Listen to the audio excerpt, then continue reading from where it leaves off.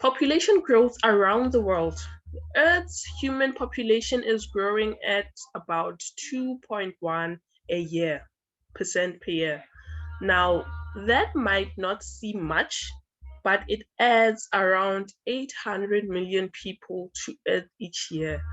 Look at the figures, sorry, on the right for 2010. So, as they are saying, I want you guys to understand this, or I want you guys to explain this to me. As much as they are saying that the Earth as population is growing at around 1.2% a year, which might not seem much, okay? It might not seem much. However, what makes it grow so big? What makes it expand so much? What context can you give me? What explanation can you give me?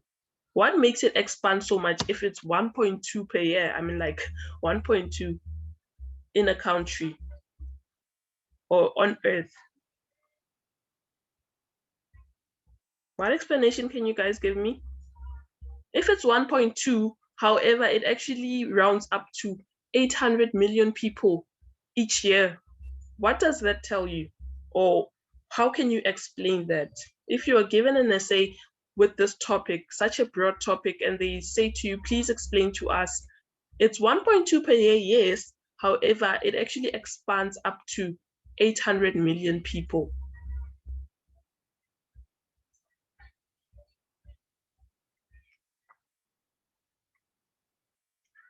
Does anyone want to take a stand? Okay, my question is a bit confusing. Let me explain it, or let me answer it. So what I mean, obviously from where you're staying, you only see the people that you know, the people that you might know, the people around your town or your city. Now, when they say 1.2 per year, this might actually implicate in all countries. So what I'm trying to say is the birth rate or the reproduction and the birth of people is not something that happens only in your area.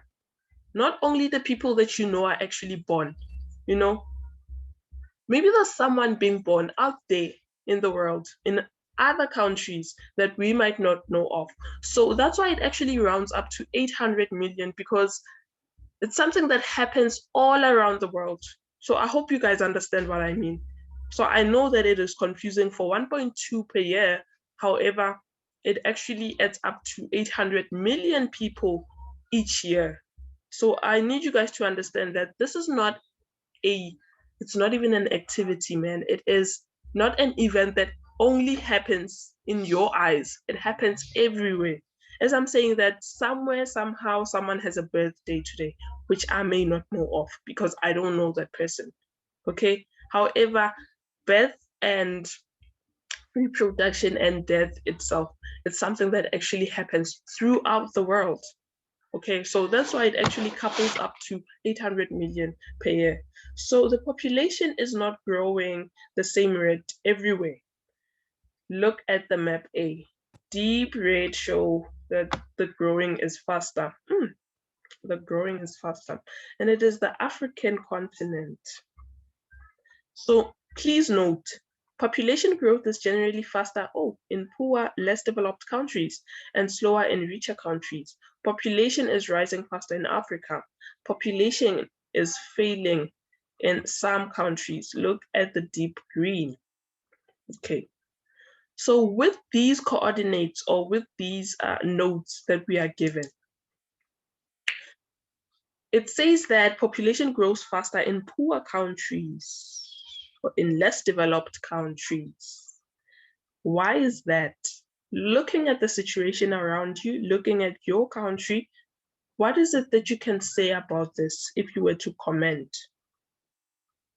Population is growing slower in richer countries and growing faster in poor countries. Why is that? No answer is silly and no answer is incorrect because we all have our opinions. One thing about geography and population geography, everyone has their opinion, okay? So we take it into account so long as you can support whatever you're saying. So why is that? the population is actually growing slower here. However, it's growing faster here in poor countries. Yes. I think the population in Africa is increasing because probably most of us live in poverty, so we'd probably have more children, and and in developed countries, they probably have few kids, so that's why the population doesn't really grow that much. Okay, That's what I thank you think. so much. Okay, so here's a brain teaser. I'm sorry, guys, for asking so much questions, but I need you guys to engage, because if I encourage you guys to go and read the textbook, trust me, you won't learn anything. Okay, so school is meant for you guys to learn, to understand, instead of you guys actually knowing what goes on. You have to understand what's going on. So what does it tell you about, I won't say illiterate people, but what does it tell you when people who have no money, who have no, well, they have insufficient resources themselves, they find it hard to maintain themselves. However, they actually bring a child onto the world. What does it tell you about them? However, someone who actually has the money to maintain the child doesn't actually do this. What is it that you can say? How can you comment on that?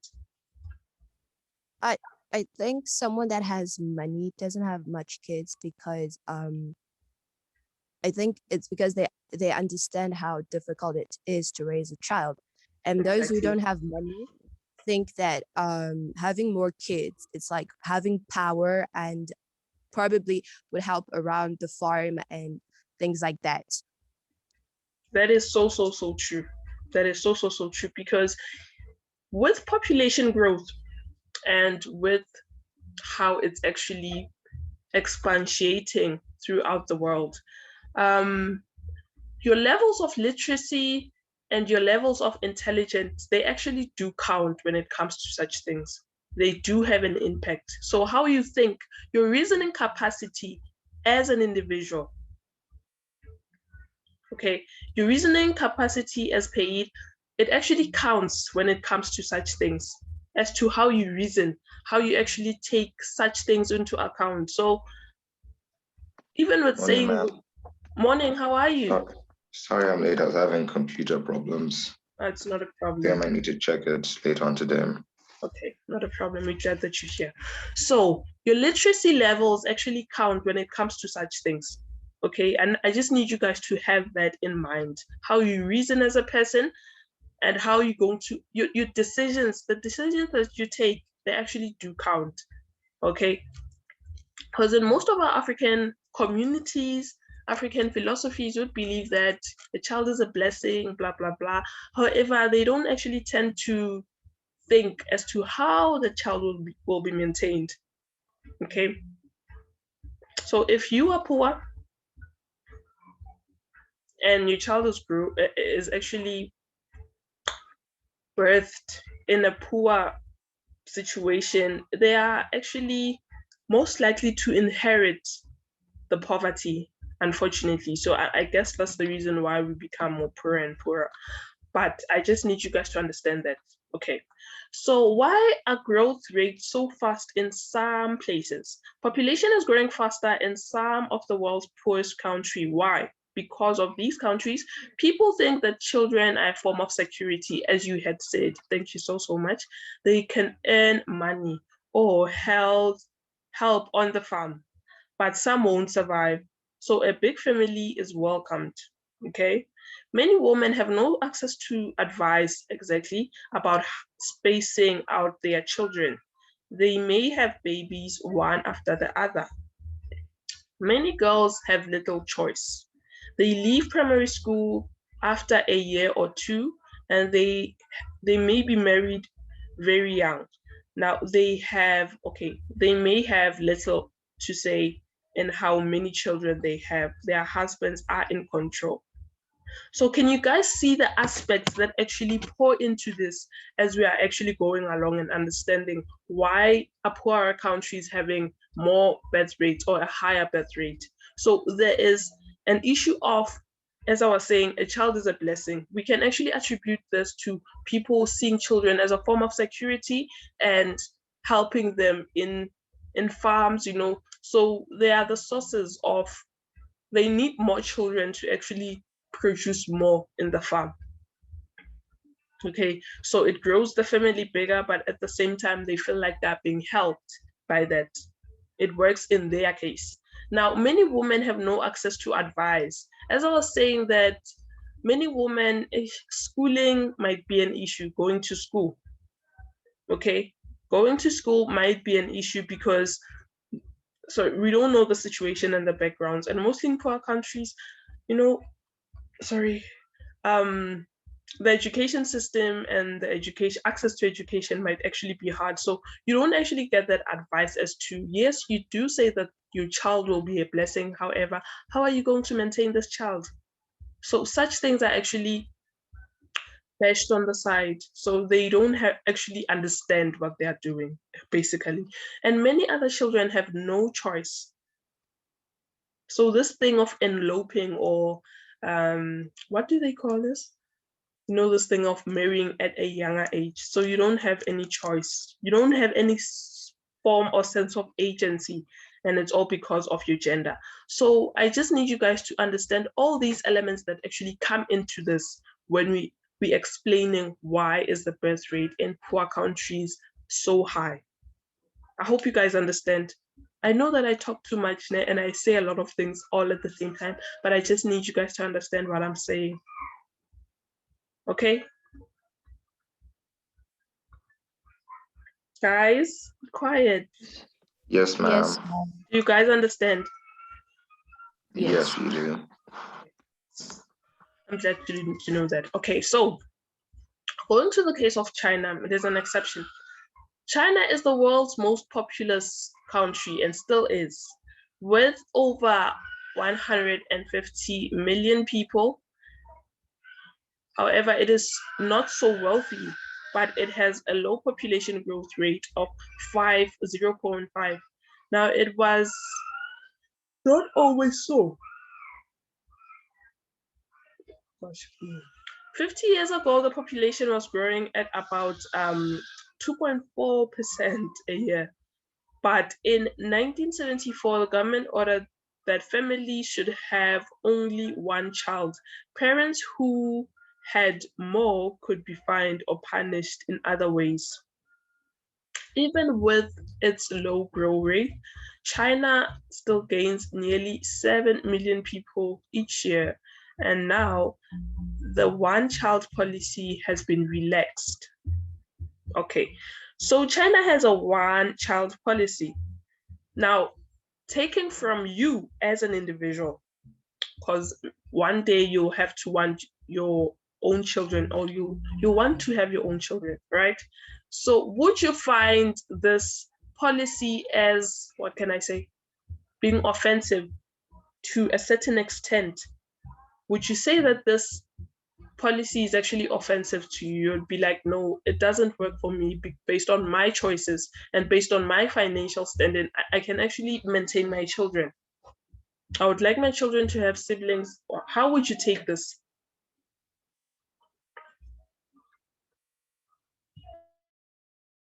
You repeat the question, ma'am.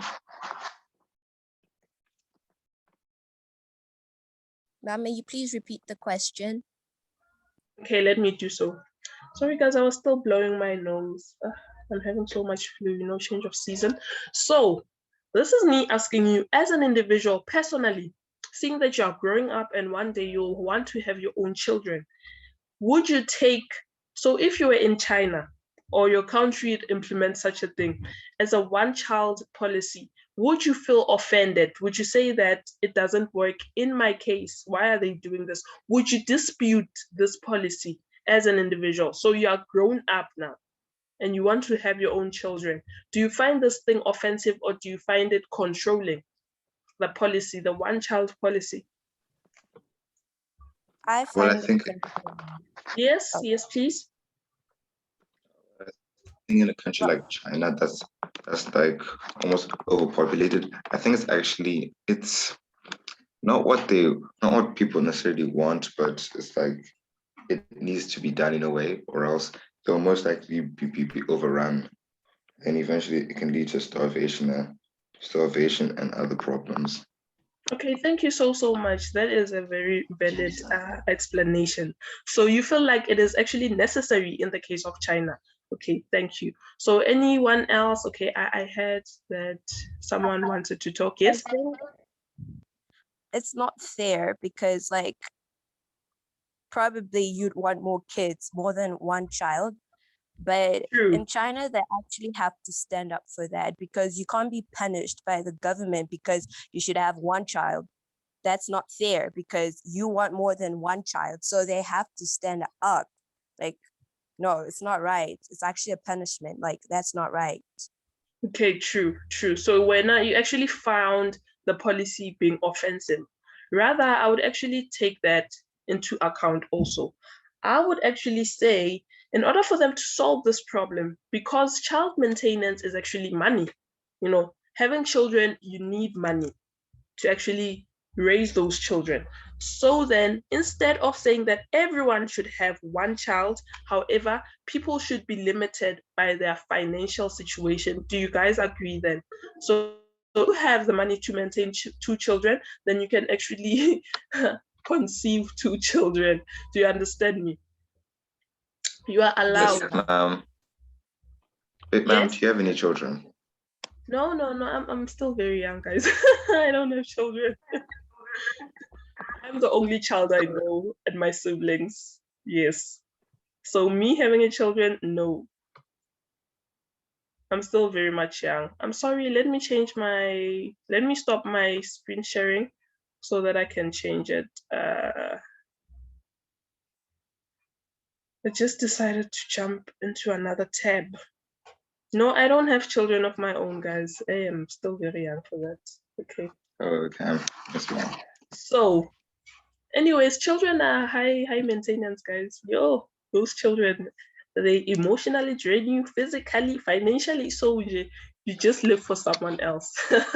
so so I would suggest that it would be great to actually look at the pocket of someone, look at their financial standing, because I do actually get what you're saying when you say it is offensive.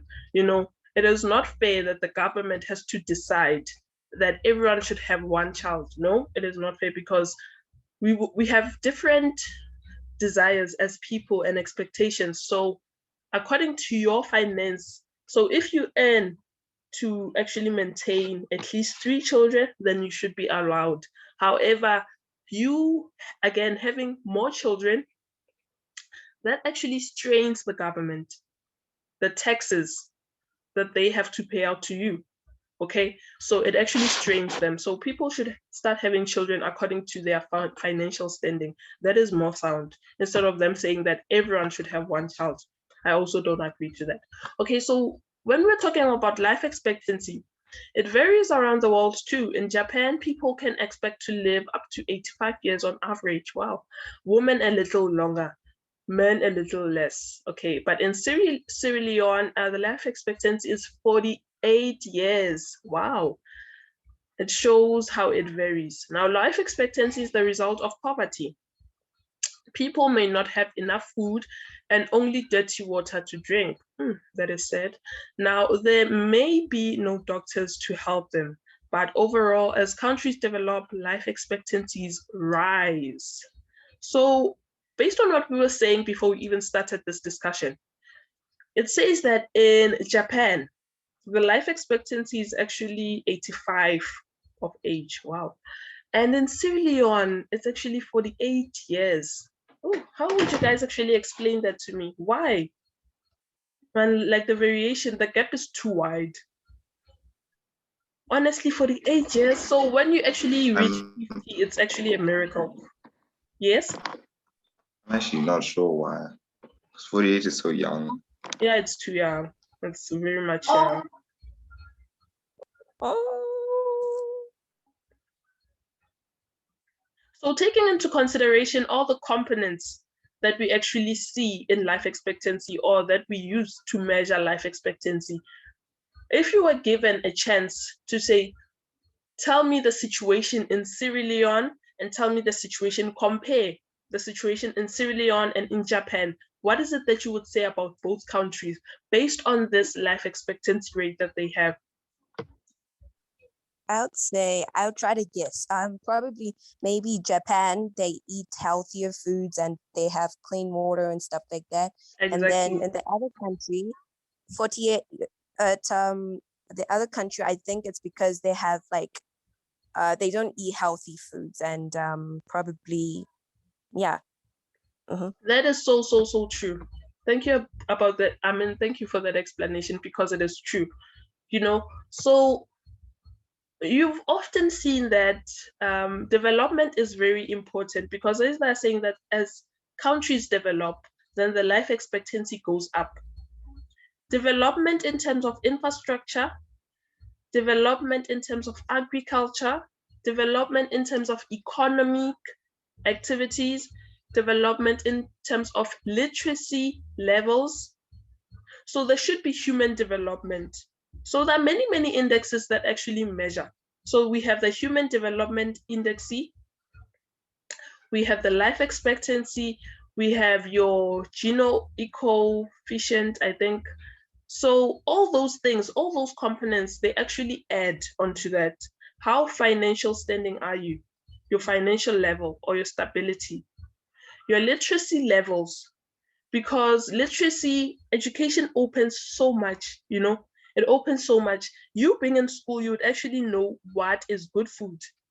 You would know that, okay, I have to eat my veggies, although sometimes some people reject them and be like, no, they don't taste nice for me.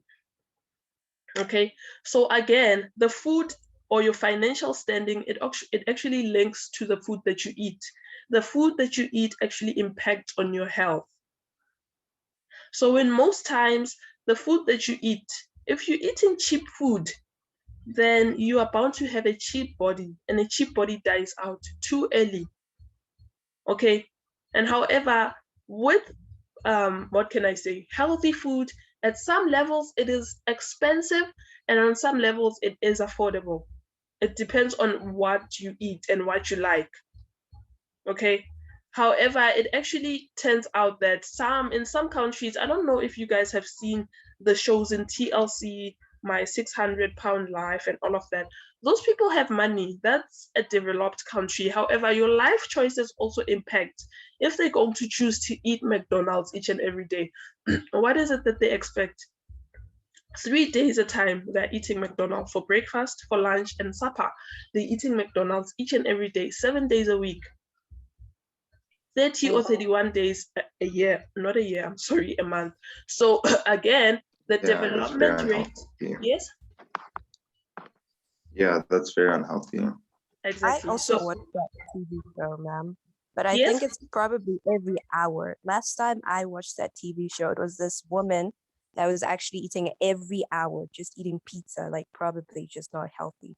my Yeah. God, how do you consume all of that, guys? Sometimes oily food can be, you know, actually it makes you want to vomit. But other people, hey, there's so many things in life. Other people, they eat to get away from something, what do you call stress eating? So there are a lot of things.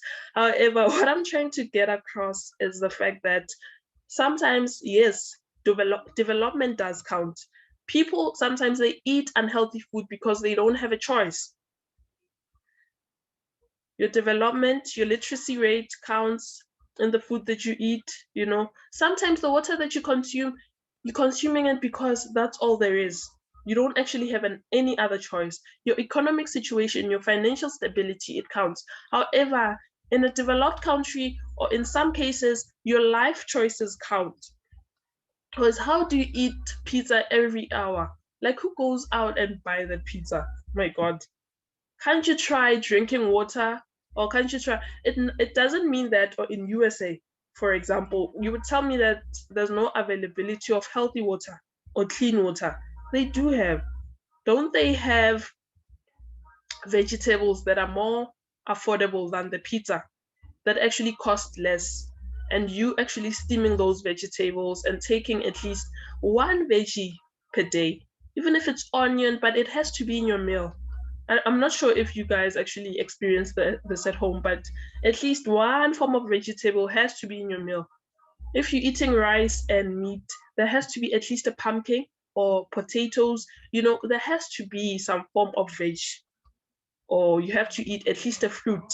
So it's, again, life choices. They actually do count when it comes to these things. Okay. So before our time ends, let's just look at the impact on the globe, on the planet. What has this led to? Why do we find our situation or ourselves here? Because of this birth rate. Okay. So before even getting deep, now that the population is over, it is sprawling, like it is sprawling out of control. What is it that you guys have noticed or have noted? You were like, you know what, maybe we should implement the China policy. What is it that you've seen? How has this impacted the whole globe? The fact that the growing rate is growing so fast. No, the population is growing at an exacerbated speed. What is it that made you think that, you know what, China was actually uh, they actually had a good point when they implemented that one policy? How has this impacted your everyday life? Yes, we're listening. Um, Well, I think that the China thing might be a good thing because most people could think of having about 20 kids. So probably it's going to affect my everyday life by um yeah, Yes, I you're also believe correct. I'd Yes, you are correct. Yes, we're listening.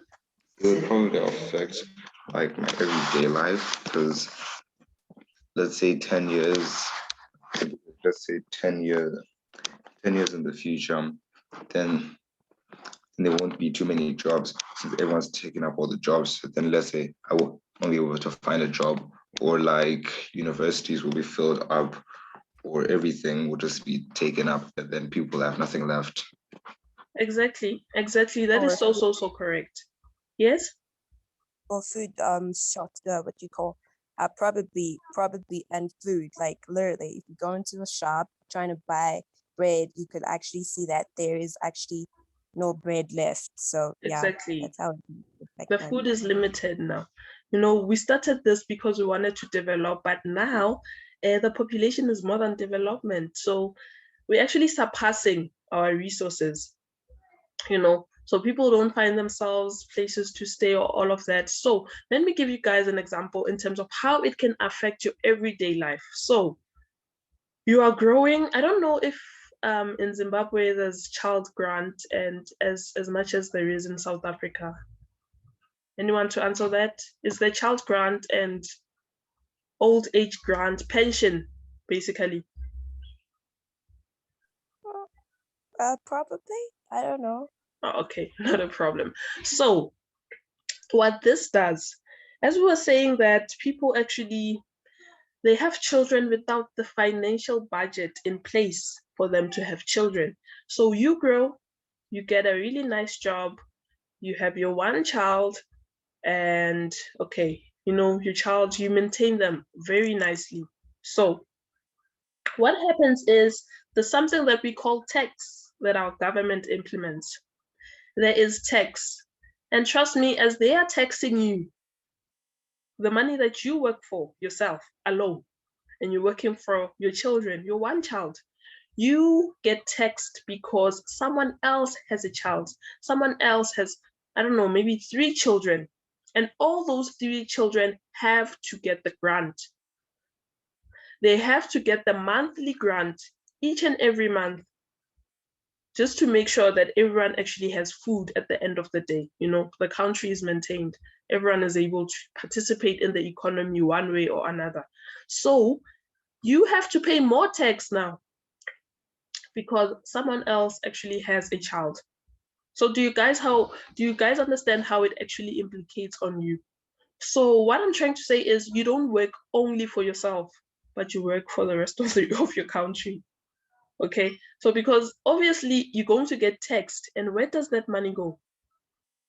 Because it goes, yes, Probably in Zimbabwe, they're busy buying houses. yes. Yeah. So do you guys understand? So now it is surpassing everything. It even goes with the university tuition. University tuitions are shaped in a way whereby they actually pay for two people at the same time. So if you have the money and you have the money to take your child to school, you would actually pay, I don't know how much per year or for each course each year. However, you should know that the fees are so high because you're actually paying for two people. You know, the child that doesn't have the money to actually go to university, however, they have the grades that actually allow them to enroll. The bursary or the university would actually give that as a bursary, but you actually pay for that. Okay. So you pay for two people. So you don't only work for yourself and your family, but you work for the rest of the country. So that's how it, as I was saying, that sometimes people should have children according to their financial standing to avoid such things because it strains you as a taxpayer. It strains you very, very much. If when you're going to have you're going to have to actually pay for someone who has three children while as you have one. How is that? So do you guys understand? Yes, ma'am. Okay. So that's how, and actually with the matter of jobs, that's also true. As it is, okay, I guess we're not having so many jobs because of our economies and because of the transition that we're moving into. Not that there won't be jobs, no, there will be new jobs. As much as in the first industrialization, there was a different job. In the second industrialization, there was a different job. Third industrialization, which we're in. However, now we're moving into the fourth industrial society, which again creates new jobs. You know, 10 years ago, we wouldn't need a robotics engineer. However, now we do need it. Okay. 10 years ago, we wouldn't need a, what can I say, an IT specialist who actually fixes all of these things. You know, so we're more technologically survey. So not that there won't be jobs, however, there will be different jobs. And yes, jobs do actually become less according to your economies. Okay. So I hope you guys understood that and you enjoyed the lesson and you are ready to do the assignment. And if you don't understand anything, please consult with me. You can text me on my WhatsApp number, okay? If you get stuck in the assignment, okay? Because now we've actually passed our time by 1 minute, okay? So I hope you guys have a great day. Happy Friday. You know, it is a Friday after all. We'll see each other again on Tuesday. So that was nice having you guys. So you can check out of the class. Yes, that's the end of Thank it. you, ma'am. Bye. Pleasure.